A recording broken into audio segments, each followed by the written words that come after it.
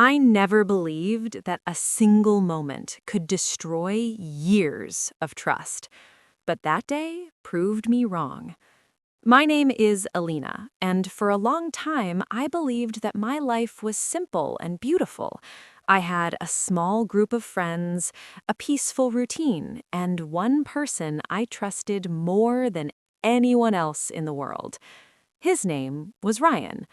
Ryan was the kind of person everyone liked. He had a warm smile, a calm voice, and a way of making people feel special.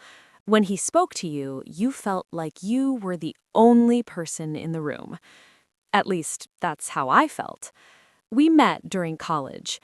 It started with simple conversations, then late-night talks, and slowly he became the person I told everything to. My dreams, my fears, my secrets. And the worst mistake I made was believing that he would protect those secrets. For 2 years, everything seemed perfect. We laughed together, studied together, and spent hours talking about the future. Ryan always told me I was different from other girls. He said I was strong, intelligent, and rare. I believed every word. Looking back now, I realize something important. Sometimes the most dangerous lies are the ones that sound like love. The first crack in the illusion appeared on a quiet evening. I was sitting in a cafe, waiting for Ryan. He was late, which was unusual for him. While waiting, I checked my phone. That's when I saw the message. It wasn't meant for me. It appeared on Ryan's laptop, which he had left open earlier that day when we were studying together. At first, I wasn't curious, but something about the notification caught my attention. The message read, "Don't worry, she still trusts me." My heart stopped. I didn't want to believe what I was seeing. Maybe it was a misunderstanding. Maybe it wasn't about me. Maybe there was some other explanation. That's what trust does to you. It forces you to defend the person who is betraying you. That night, I didn't say anything to Ryan. I smiled. I laughed. I acted like everything was normal. But inside my mind, a storm had started. Over the next few days, I began noticing things I had ignored before. Ryan's sudden phone calls, his secretive messages, the way he sometimes avoided certain questions. Small things, tiny details. But when small lies start connecting, they slowly create a terrifying truth. 1 week later, the truth finally revealed itself. I saw him. Not by accident, not by coincidence. I saw him standing outside a restaurant with another girl. He wasn't just talking to her. He was holding her hand. The same hand that had once held mine. For a moment, I couldn't breathe. The world around me became silent. I expected myself to cry, to scream, to confront him. But something strange happened. I felt calm, cold, like a part of my heart had suddenly turned to stone. That night, I went home and stared at the ceiling for hours. I replayed every memory in my mind, every compliment, every promise, every lie. And slowly, a new feeling replaced my sadness. Clarity. I finally understood something. Ryan didn't just betray me, he underestimated me. He believed I was weak. He believed I would cry, forgive him, and disappear from his life quietly. But he was wrong. Very wrong. Because that night, something inside me changed forever. I decided I wouldn't destroy him with anger. No, anger is loud. Anger is messy. Real revenge is silent. It is patient, and it waits for the perfect moment. The next day, when I saw Ryan, I smiled like nothing had happened. "Hey," he said casually. "Hey," I replied softly. He had no idea that the girl standing in front of him was no longer the same girl he had betrayed. From that moment on, I began watching him carefully. I noticed every lie, every manipulation, every secret. And something interesting happened. The more I watched him, the more careless he became. People like Ryan believe they are smarter than everyone else. They believe they can control every situation. But arrogance creates mistakes, and mistakes create opportunities. Weeks passed. Ryan continued living his double life. With me, he played the loyal friend. With the other girl, he played the charming lover. What he didn't realize was that I had started collecting the truth. Screenshots, conversations, secrets he thought were hidden. Every piece of evidence slowly became part of a puzzle. My puzzle. I wasn't rushing. Revenge should never be rushed. It should grow slowly, like a shadow waiting for sunset. One evening, Ryan invited me to a party. Normally, I would have refused, but this time I accepted immediately, because I knew something he didn't. The party would become the beginning of the end for him. When I arrived, the place was full of people. Music was loud, lights were flashing. Ryan looked confident and relaxed. He had no idea what was about to happen. Throughout the night, I watched him move from person to person, smiling, laughing, pretending to be the perfect guy. But every actor eventually reached the final scene, and tonight was his. Near midnight, when everyone was gathered together, I stepped forward. Ryan noticed me and smiled, but that smile slowly disappeared when he saw the look in my eyes. Calm, unshaken, certain. I picked up the microphone. The room became quiet. Ryan looked confused. And then I spoke. "Trust is a beautiful thing," I began slowly. "But sometimes the person you trust the most is the one who destroys it." Ryan's face turned pale. People started looking at him. I could see the fear growing in his eyes. And for the first time, he realized something terrible. The game was over. Every lie he told, every secret he hid, every betrayal he thought would stay buried, was about to rise to the surface.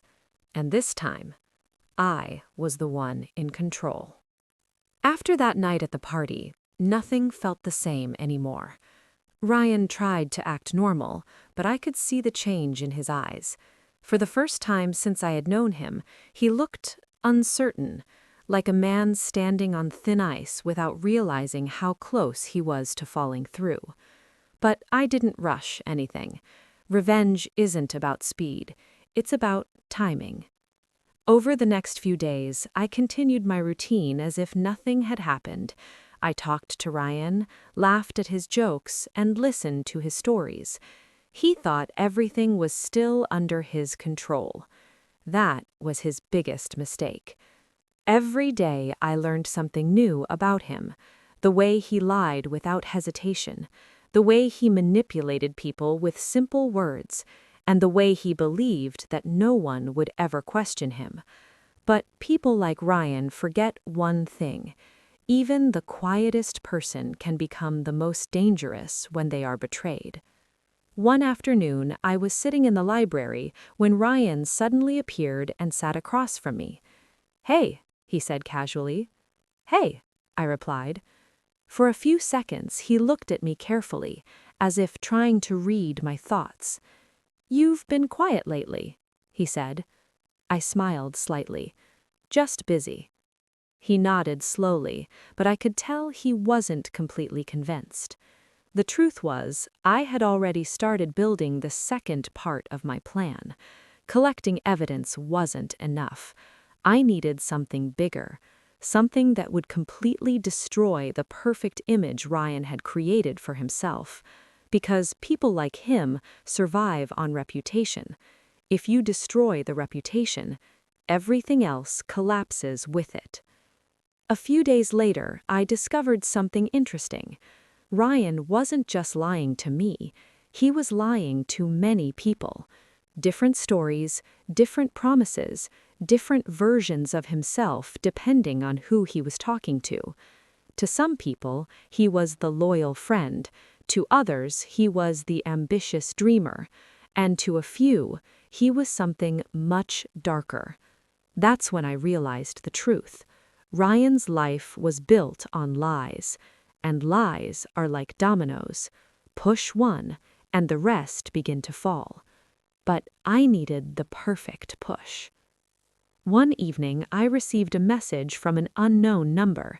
At first, I ignored it, but when I opened it, my heart skipped a beat. It was a picture of Ryan and the same girl I had seen before. But this time, the message included something else. A simple sentence. Do you know the truth about him? For a moment, I just stared at the screen. Who sent this? And why? After a few minutes, another message appeared. He's been lying to everyone. That's when I replied. Who are you? There was a long pause. Then finally, the answer came. My name is Emma. Emma, the same girl Ryan had been secretly meeting. At first, I didn't know whether to trust her. Maybe this was another game, another manipulation. But something in her messages felt different. She sounded angry, hurt, just like I had felt. Over the next few days, Emma and I started talking. Slowly, the truth became clearer. Ryan had been telling her the same lies he told me. The same promises, the same fake dreams. Except he had told her something even worse. He told her I was just a friend who depended on him, someone he felt sorry for. When Emma told me that, I actually laughed. Not because it was funny, but because it showed how desperate Ryan was to control every narrative. Emma wasn't my enemy. She was another victim. And suddenly, my revenge plan became even stronger, because now I wasn't alone. Together, we started comparing everything Ryan had told us. Messages, screenshots, voice notes, stories that didn't match. Every new discovery made the situation clearer. Ryan had created a web of lies so complicated that he couldn't even keep track of them anymore, which meant one thing. Sooner or later, he would make a mistake, and when that moment came, we would be ready. One night, Emma called me. Her voice sounded serious. She thinks he's planning something, she said. What do you mean? I asked. He invited me to another party this weekend. I smiled slowly. Another party, another stage, another opportunity. Perfect, I said calmly. Emma was confused. Perfect? Yes, I replied. Because this time, we're going to let the truth walk into the room with him. For a moment, she stayed silent. Then she asked the question everyone asks before revenge begins. Are you sure about this? I looked out the window into the dark night. For weeks, Ryan believed he was the smartest person in the room. But very soon, he would realize something terrifying. He had been playing a game he never understood, and the person he thought was the weakest was actually the one writing the ending. This weekend, I said quietly, his world falls apart. The night of the party finally arrived. For most people, it was just another celebration. Music, laughter, lights, and crowded rooms filled with people trying to forget their problems for a few hours. But for me, it was something completely different. It was the night the truth would finally come out. I stood in front of the mirror for a long time before leaving my house. Not because I cared about how I looked, but because I was thinking about everything that had happened. 2 months ago, I was a completely different person. I trusted people easily.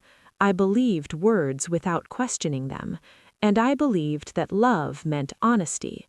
Now I understood something important. Some people don't deserve your trust, and sometimes the only way to protect yourself is to face the truth no matter how painful it is. When I arrived at the party, the place was already full.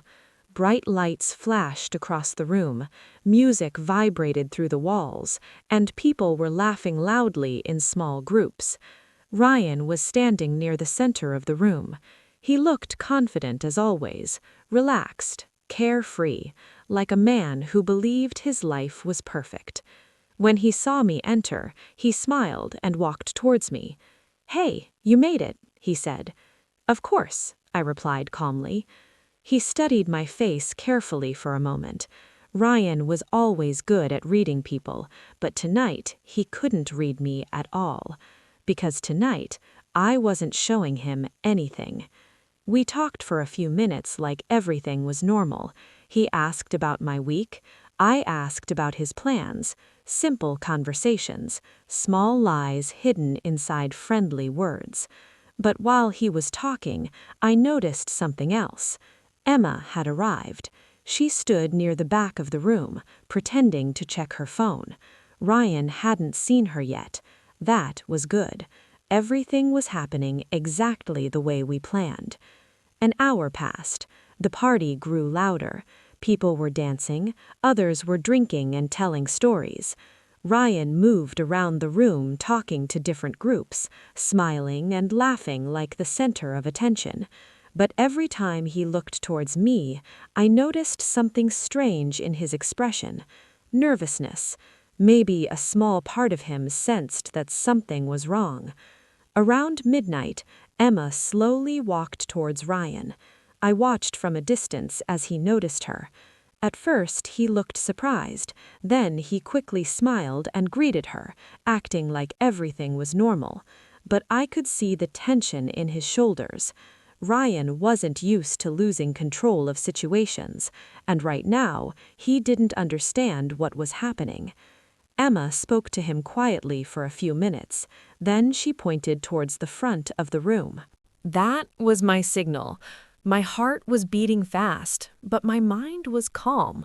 This moment had been building for weeks. I slowly walked toward the small stage where the DJ equipment was placed.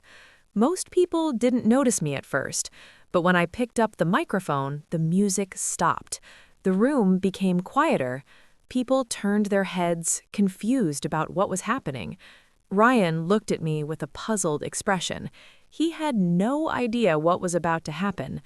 "Good evening, everyone," I said calmly. My voice echoed across the room. Some people laughed, thinking I was about to give a random speech. Others simply watched with curiosity. Ryan walked a few steps closer to the stage. "What are you doing?" he asked quietly. I ignored the question. Instead, I looked around the room at all the people who had gathered. "Trust is a strange thing," I began slowly. "When you trust someone, you give them the power to hurt you." The room grew silent. People could sense that this was not a normal speech. Ryan's face slowly started losing its color. "Sometimes," I continued, "the person you trust the most is the one who lies to you the most." Ryan stepped closer. "Alina, stop," he said under his breath. But it was already too late. Emma walked forward and stood beside the stage. People began whispering. They could feel the tension building. Ryan looked from me to Emma, confusion and fear growing in his eyes. And in that moment, he finally understood something. The truth was about to catch up with him. For weeks, he had believed he was controlling everyone. But tonight, the story belonged to someone else. Tonight, it belonged to me. I looked directly at Ryan. "You told me I was special," I said. Then I looked at Emma, and you told her the same thing. The crowd reacted immediately. People started murmuring loudly. Ryan tried to interrupt. "This is crazy," he said quickly, but Emma raised her phone. On the screen were the messages, the promises, the lies. Gasps spread through the room. Ryan looked around desperately. His perfect image was cracking right in front of everyone. And the worst part for him was that the truth was only beginning. Because tonight wasn't just about revealing lies. Tonight was about showing everyone who Ryan really was. And for the first time in his life, he couldn't run away from it. For a few seconds, the entire room was silent. Ryan stood frozen in the middle of the crowd. His confident smile had disappeared, replaced by something I had never seen on his face before: fear. People around him were whispering and looking at their phones as Emma showed the messages. Every screenshot told a story: promises, lies, excuses. Ryan tried to speak again. "This isn't what it looks like," he said quickly, but the words sounded weak. For the first time, his usual charm had no power. Emma stepped forward. "You told me she meant nothing to you," she said calmly. The room grew even quieter. Ryan looked around desperately, searching for someone who might defend him, but no one moved, because when the truth appears, lies lose their voice. I slowly stepped down from the stage and walked closer to him. Each step felt strangely peaceful.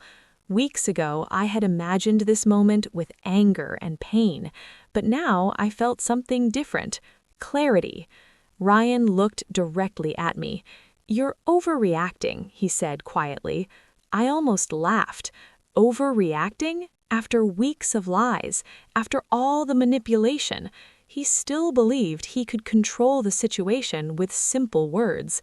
"You lied to both of us," I said calmly, "and probably to many others too." People in the room nodded and whispered to each other. Some of them were already checking their phones. Some were remembering moments when Ryan's stories never made sense. Lies have a strange weakness. Once they start breaking, everything else collapses quickly. Ryan suddenly raised his voice. "Okay, fine," he said angrily. "Yes, I talked to both of you, but that doesn't mean anything." The arrogance in his tone shocked everyone. He wasn't apologizing. He wasn't even pretending to be sorry. Instead, he was trying to blame everyone else. That was the moment people truly saw his real personality. Emma shook her head slowly. "I believed you," she said calmly. The room didn't respond, because deep down, he knew something important. The control he once had over people was gone, completely gone. I looked around the room at all the faces watching us, and suddenly I realized something. My revenge had already worked. Not because Ryan was embarrassed, not because people were whispering about him, but because the truth was finally free. For weeks he had hidden behind lies, but now everyone could see him clearly, and that was something he could never fix. I turned toward the door. Ryan looked surprised. "That's it?" he asked. "You're just leaving?" I stopped for a moment. Then I looked back at him.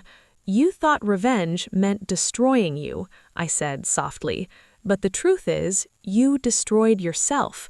The room stayed silent as the words echoed. Ryan didn't answer. For once, he had nothing to say. I walked toward the exit slowly. Emma followed me. When we stepped outside, the cool night air felt peaceful. For the first time in weeks, my mind was calm. Emma looked at me. "Do you feel better?" I asked carefully. Revenge had always sounded like something powerful, something dramatic.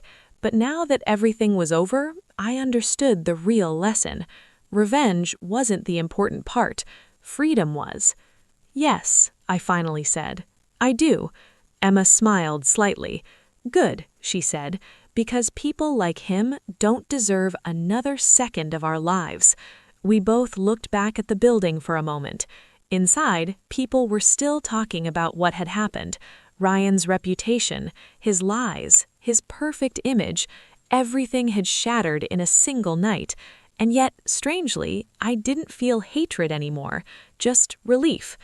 Some people enter your life to teach you love. Others enter your life to teach you strength. Ryan had taught me both, but the most important thing he taught me was this: never give someone the power to define your worth. As Emma and I walked down the quiet street, I realized something beautiful. The story that started with betrayal was ending with freedom, and for the first time in a long time, I felt truly strong.